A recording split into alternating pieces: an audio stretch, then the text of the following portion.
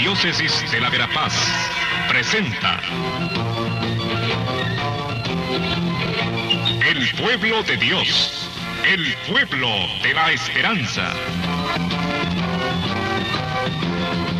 Estimados amigos, una vez más tenemos el gusto de entrar en sus hogares a través de este programa, con el mensaje de crecimiento espiritual y familiar.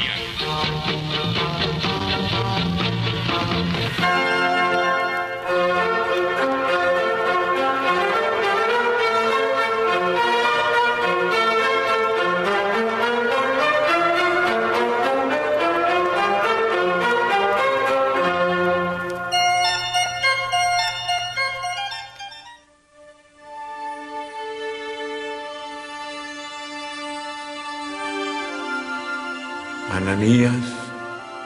Heme aquí, Señor. Levántate y ve a la calle que se llama Derecha, y busca en casa de Judas a uno llamado Saulo de Tarso. Señor, he oído de muchos acerca de este hombre. Cuántos males ha hecho a tus santos en Jerusalén. Y aún aquí tiene autoridad de los principales sacerdotes para aprender a todos los que invocan tu nombre. Ve, porque instrumento escogido me es este, para llevar mi nombre en presencia de los gentiles y de reyes y de los hijos de Israel, porque yo le mostraré cuánto le es necesario padecer por mi nombre.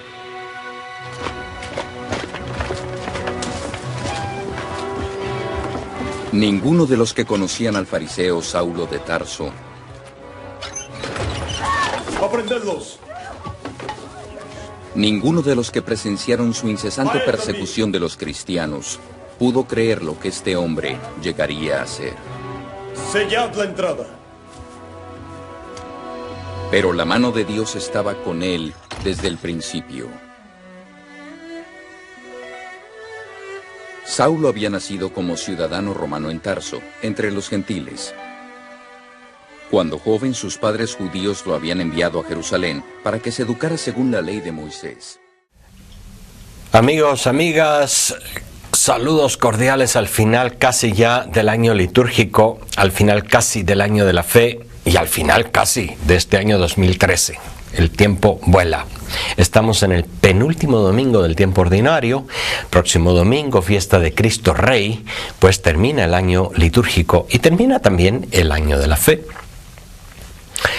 Y seguimos también con este final del recorrido de Jesús, que a lo largo de 10 capítulos San Lucas nos ha ido narrando toda la subida de Jesús hacia Jerusalén durante 10 largos capítulos, desde el 10 hasta el 20.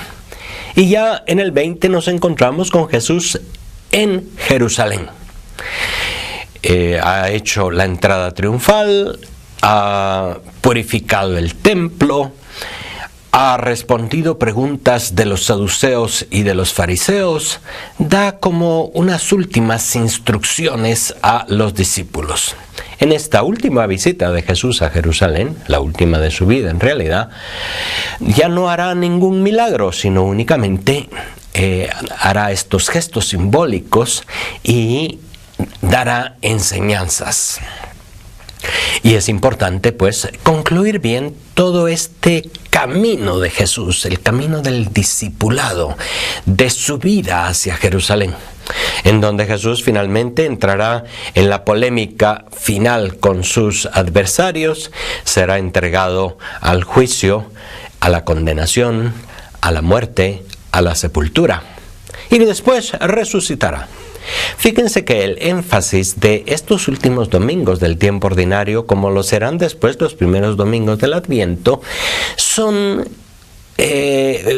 unos domingos en los que el énfasis fundamental está puesto en la escatología, es parte del discurso escatológico dentro de las enseñanzas de Jesús, es decir, este discurso en el cual los 3 evangelistas sinópticos y también algunas partes de Juan han recogido las enseñanzas de Jesús relativas al fin de los tiempos. Por eso se le llama el discurso escatológico. Y en este capítulo 20, en el texto que hoy se nos ofrece en la liturgia, estamos justamente en este contexto de lo escatológico, del final de los tiempos, etc. Ya en los tiempos de Jesús y en las primeras comunidades cristianas, había una expectativa muy grande de que los tiempos finales habían llegado. Algunos expertos en teología y en análisis de la Sagrada Escritura y de los Evangelios nos sugieren que el mismo Jesús de Nazaret estaba él mismo imbuido en un ambiente escatológico. Es decir, a lo largo de la historia de Israel había habido varias épocas de subida de tono en el ambiente escatológico. Ya va a llegar el final de los tiempos, ya va a llegar el juicio final, ya se acabará esta historia y por lo tanto prepárense, conviértanse, cambien, vivan la ley, vivan en fidelidad, etc.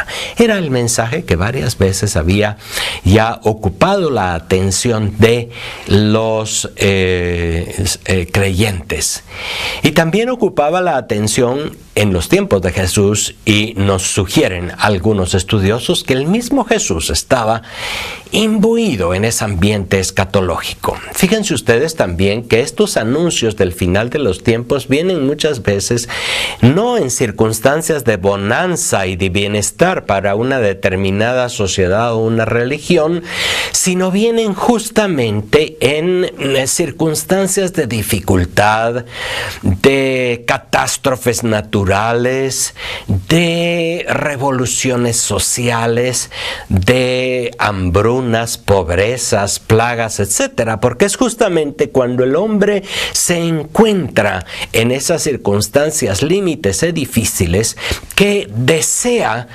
salir de esa situación y desea superar una situación difícil y traumática por medio de otra situación que devuelva la paz, la serenidad, la alegría, etc.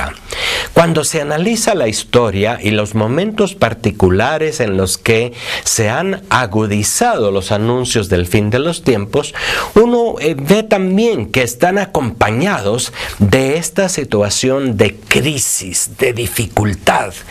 Porque justamente en una crisis y en una dificultad es cuando se sueña o se espera con una situación que será diferente, con un cambio radical de la situación. No olvidemos que en tiempos de Jesús, como también en otros tiempos de la historia de Israel o en otros tiempos de la historia en general, la situación era crítica. El pueblo en general en Israel era un pueblo pobre, oprimido, sometido a los impuestos, sometido a la injusticia de las leyes. Era un pueblo que sufría las circunstancias de la falta de salud, de la falta de seguridad social, de la discriminación tremenda. Era un pueblo oprimido por los romanos, en el cual también surgían movimientos liberadores violentos, la guerrilla, las reacciones violentas de los celotas y de otros guerrilleros, pues se daban también en ese momento. En resumen, un momento de crisis social e incluso también de crisis religiosa. Fíjense ustedes que en este texto de San Lucas, en el capítulo 20 que hoy escuchamos, se habla de la destrucción del templo. Se habla como puesto en labios de Jesús antes de que suceda, pero en realidad cuando escribieron el Evangelio de San Lucas, ya la destrucción del templo se había dado. El templo fue destruido por la invasión de los romanos en el año 70 de nuestra era. es decir, unos 40 años después de que Jesús hubiese hablado de eso, y unos 10 años antes de que San Lucas lo hubiese puesto por escrito. En fin, la destrucción del templo de Jerusalén se había ya dado, y esa destrucción y la correspondiente persecución a los judíos había sido sin duda un tema de mucho dolor y de mucha dificultad para el pueblo judío. Y justamente esa crisis, esa dificultad, no solo social, sino también religiosa, hacía que los anuncios del final de los tiempos se agudizaran, se volvieran más agudos, más insistentes, etc. Según algunos, también estudiosos de la personalidad y de los escritos de San Pablo, nos dicen que él mismo esperaba la segunda venida del Señor incluso durante el tiempo de su propia existencia. Y eso que San Pablo, un hombre con tanta inspiración, un hombre con tanta dedicación al Evangelio, etc., parece que también estaba como empapado de esa realidad. Por supuesto que el hecho de que se acercara el final a San Pablo le impulsaba a evangelizar, a ir hasta los confines del mundo, a que nadie se quedara con aquella buena noticia de Jesucristo y por supuesto se convirtiera y diera el salto a la fe. San Pablo se veía impulsado a trabajar con este anuncio del Evangelio.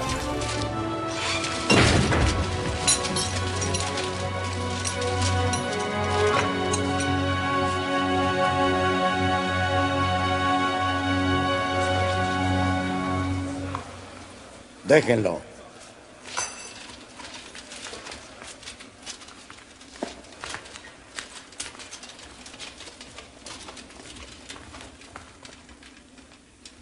Rey Agripa y todos los varones que estáis aquí.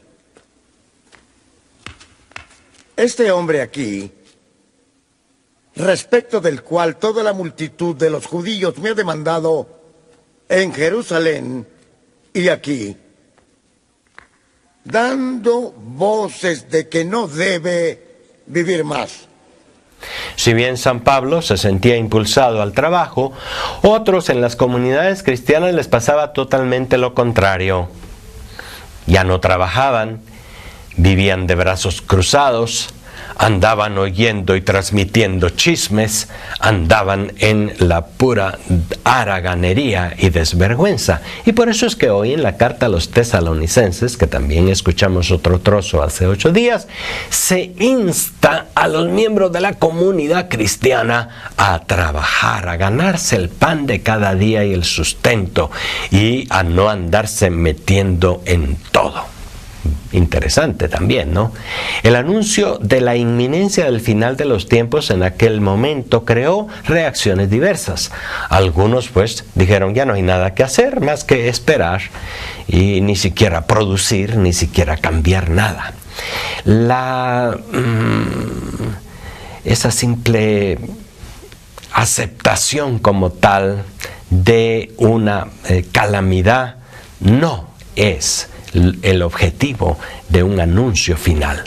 Fíjense que el Concilio Vaticano II, del cual estamos todavía en este año celebrando los 50 años de su inauguración, recordó en la Constitución Pastoral Gaudium et Spes que el anuncio del fin de los tiempos, el anuncio escatológico, no debe distraer a los hombres y mujeres de sus responsabilidades frente a la transformación del orden temporal. De cambiar, de trabajar y de mejorar este mundo nuestro, aunque sabemos que es relativo y sabemos que va a terminar, pero de la manera como nos involucremos en el trabajo, en la dedicación para hacer de nuestro mundo un mundo más justo, que refleje algo más del ideal que todos esperamos, en la medida en que lo hagamos, estaremos preparados para la escatología final. Mientras que si simplemente estamos predicando un conformismo con las situaciones, es pobre, pues aguante, después en la vida eterna tendrá la solución y tendrá la respuesta. Es un pecador, pues resígnese y después en la vida eterna el pecado ya terminará. Esa resignación, ese conformismo pasivo no es lo que pretende el anuncio del final de los tiempos y de la otra vida, sino únicamente el decirnos: esta vida merece ser vivida, puesto que es preparación de otra. Esta vida merece que le pongamos todo el corazón, pero que pongamos todas nuestras fuerzas y verdaderamente todo nuestro interés en los bienes finales, en los bienes del reino, que ya comienzan ahora y que terminarán después. El anuncio del Evangelio, pues, no debe invitar a la pasividad, a la haraganería, al desinterés, sino al contrario. Como a Pablo, debe ayudarnos a trabajar con mayor interés, con mayor dedicación y también sabiendo relativizar el mundo este. Ni las riquezas, ni la salud, ni ninguno de los bienes de este mundo son perdurables, son todos perecederos, acabarán. El anuncio, pues, escatológico tiene este mensaje muy claro y también nos sirve a nosotros hoy. Hoy estamos 20 siglos después de aquellos primeros anuncios que provocaron aquellas reacciones. Sin embargo, siempre ha habido milenaristas fanáticos, se les llama, a aquellos que están interesados en revisar el calendario, en hacer cabalas y en predecir el tiempos últimos. Esto no solamente se dio en aquellas épocas, se ha dado a lo largo de 20 siglos del cristianismo y es posible que siga dándose. Media vez hay catástrofes, media vez se vuelven a leer de manera un poco inventada una serie de hechos. Pues habrá quienes sigan avisando: el fin del mundo ya está, para tal fecha y para tal hora y para tal lugar. Y el texto del Evangelio de hoy es también una clara recomendación para no creer en ninguno de esos avisos. Y es importante volver a recordar lo que nuestra fe cristiana nos afirma. El día y la hora es algo que no sabemos y que lo sabe únicamente el Padre. Y Jesús en su momento dijo: ni siquiera el Hijo del Hombre. Lo cual es muy posible, porque Jesús verdaderamente se encarnó, verdaderamente se metió en nuestra realidad, que es también una realidad de ignorancia de muchas cosas. El mismo Jesús vivió sin saber. El mismo Jesús pudo haber creído que ya la inminencia de su segunda venida y del final de los tiempos sería, pues, muy cercana, muy inmediata. La venida sería muy, muy pronta. Sin embargo, él pudo haberse equivocado también en eso, como San Pablo o como cualquier otro se ha equivocado. De lo que hoy estamos conscientes es de que ha habido cientos de avisos, miles de avisos, ha habido siempre gente que corre detrás de aquellos avisos y detrás de ellos solo ha habido desencanto, engaño, desilusión. El anuncio del final es, pues, importante y está también ligado a el final del templo. Ese es un punto que en el texto que hoy escuchamos de San Lucas y en la vivencia sobre todo de los judíos y judeos cristianos era una cosa muy dolorosa: el final del templo. El templo de Jerusalén era el centro de atención y el centro del corazón de un judío piadoso. Salomón había construido un templo muy suntuoso, muy elegante, que era objeto de la admiración de muchísima gente. Ese templo ya había sido destruido una vez y fue reconstruido por Herodes. Y ese segundo templo fue el que conoció Jesús. El primer templo ya no lo conoció él, sino fue ya una reconstrucción que en realidad no era tan elegante ni tan bella como había sido, según la leyenda o según la historia, la primera construcción, la de Salomón. Pero el templo de Salomón terminó destruido por los invasores. Y el segundo templo, el de Herodes, también fue destruido en el año 70. Para muchos judíos eso era tremendamente doloroso. Y el mundo judío, incluso el mundo judío, la religión actual, sigue en la añoranza del templo. Y fíjense que eso también en nuestro mundo actual tiene sus dificultades. ¿Por qué? Porque la misma área del templo de Jerusalén, la explanada del templo de Jerusalén, no está en manos del gobierno y de los judíos y del Estado de Israel, sino que está en manos de los palestinos.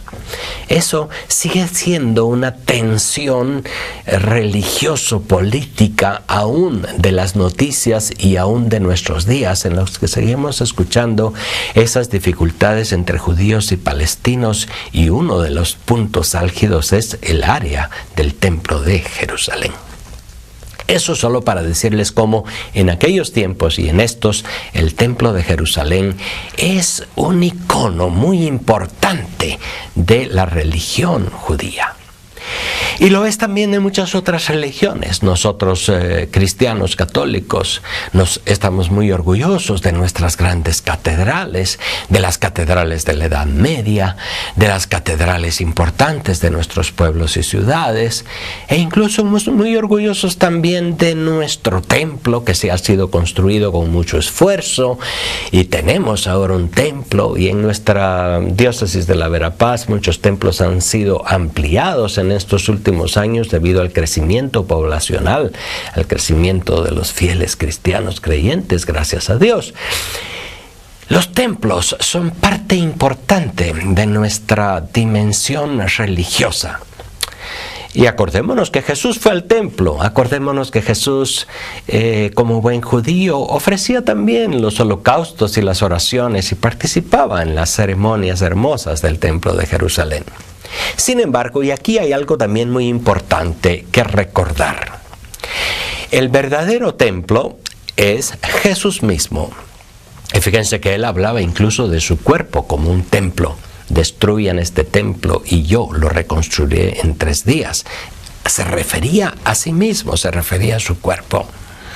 Es en él, es en Cristo, en donde podemos alabar al Padre. Cuando nos unimos a Cristo, a la actitud de Cristo, de amor y de respeto a los demás, de solidaridad con el pobre y con el prójimo, cuando estamos unidos a Él, estamos en Él, estamos en el verdadero templo y en la verdadera alabanza. Y eso se puede hacer en cualquier lado, en cualquier circunstancia, sino únicamente en el espacio físico de una iglesia, de un templo, de un santuario, de una basílica, de lo que sea, ¿no? Es decir, incluso el templo, que en el mundo de la religión, en el mundo judío, es tan importante, incluso el templo es relativizado, es relativo, es secundario, cuando pensamos en el mensaje de Jesús y su evangelio. El verdadero culto, y eso hay que recordarlo siempre, el verdadero culto es el amor al prójimo y el amor a Dios. Y el amor en especial al más necesitado. El cuidado de las viudas y de los huérfanos, la atención a los pequeños, la solidaridad con quien sufre. Ese es el verdadero culto, el culto agradable. Y eso se ofrece en cualquier lado, en cualquier circunstancia, y no necesariamente en espacios físicos o espacios sagrados.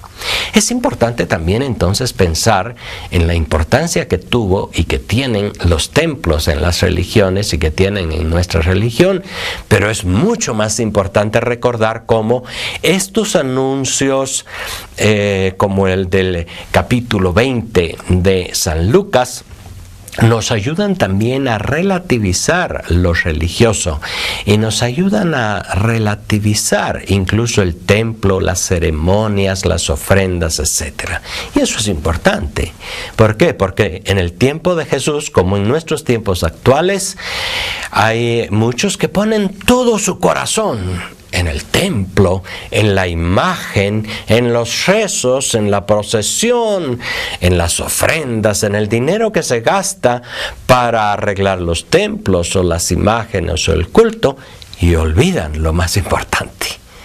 De manera que Muchas veces también hay corrientes de los hermanos evangélicos que nos critican a los católicos muy duramente por esto, y a veces debo decir que también tienen en algunas cosas razón.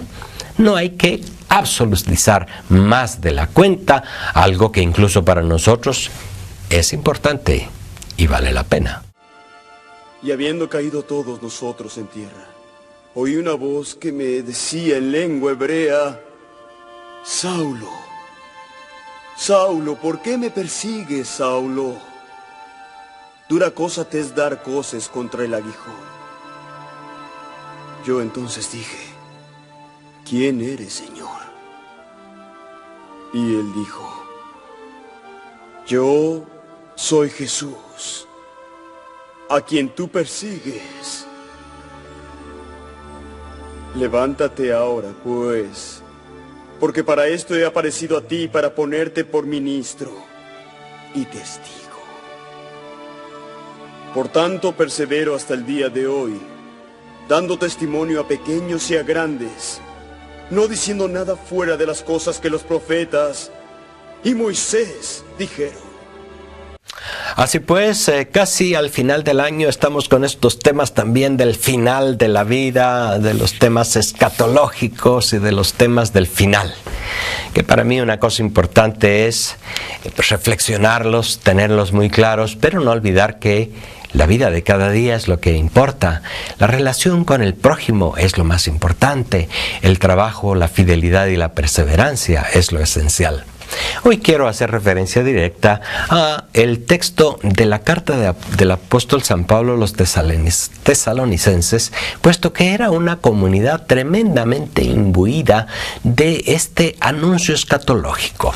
Una comunidad que sin duda también, como los primeros cristianos, vivía en tiempos de crisis, en tiempos de persecución. La persecución arreciaba y al mismo tiempo se pensaba: el fin de los tiempos viene. Eso en algunos creaba simplemente conformismo, pasividad, mientras en otros, como en Pablo y en otros grandes apóstoles, provocaba pues mayor afán misionero, mayor afán evangelizador. Y San Pablo les dice a los tesalonicenses muy claramente algo que ya puede servirnos para ir aterrizando en estos temas finales del año. Imiten nuestro ejemplo, dice San Pablo. No vivimos entre ustedes sin trabajar.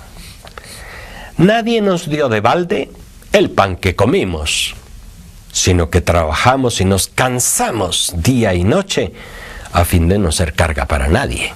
Interesante cómo San Pablo da este testimonio ante los tesalonicenses de que él también vivió del trabajo diario de sus manos. Y no aceptó muchas veces ni siquiera ofrendas o ayudas por su trabajo evangelizador. No es que no tuviésemos derecho para hacerlo, dice, pero quisimos darles un ejemplo a imitar. Cuando vivimos con ustedes se lo mandamos: el que no trabaja, que no coma. Porque nos hemos enterado que algunos viven sin trabajar, muy ocupados en no hacer nada. A esos les mandamos y recomendamos por el Señor Jesucristo que trabajen con tranquilidad para ganarse el propio pan. Una recomendación muy realista, muy directa de San Pablo a aquellos hombres y mujeres de Tesalónica que vivían en unas circunstancias de conformismo por la espera escatológica. Hoy quizá nos pasa lo contrario. Hoy hay cierto conformismo, hay poco trabajo en el trabajo evangelizador de la iglesia, no porque se anuncia un fin inminente, sino porque se ha dilatado demasiado. Tal vez el problema nuestro, creyentes del siglo XXI, es la increencia en aquel anuncio que nos parece lejano y que desafortunadamente muchas veces ha sido un anuncio fallido. Y entonces, como que si no se espera una meta, si no se espera un premio, un algo inmediato, pues como que se afloja el interés en el trabajo, y me refiero principalmente al trabajo evangelizador. Es muy necesario que en nuestra diócesis, en nuestra iglesia, en nuestro mundo, los cristianos no nos dejemos llevar por la pereza, por el desencanto frente a los grandes retos evangelizadores de nuestros días. El anuncio del final de este mundo que pasa ha de ser un acicate muy importante para que la gente pueda vivir esta etapa de la vida.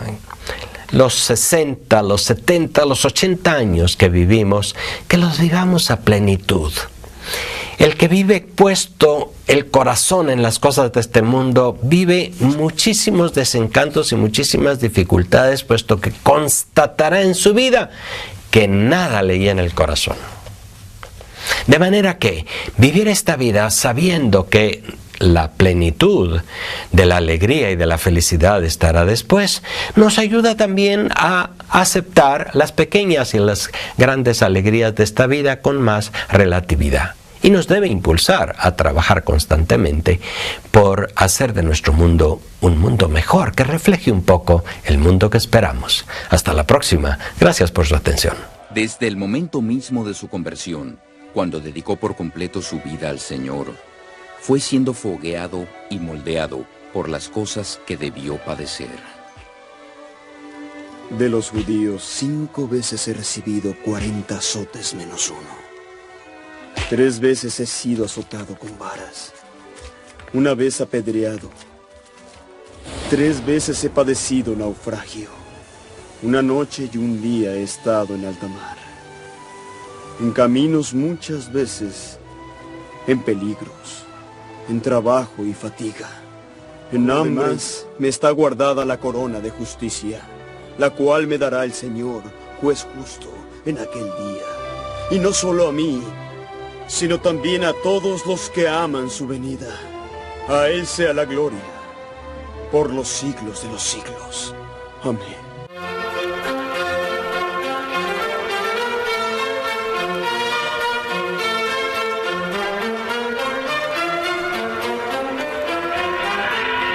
Diócesis de la Verapaz presentó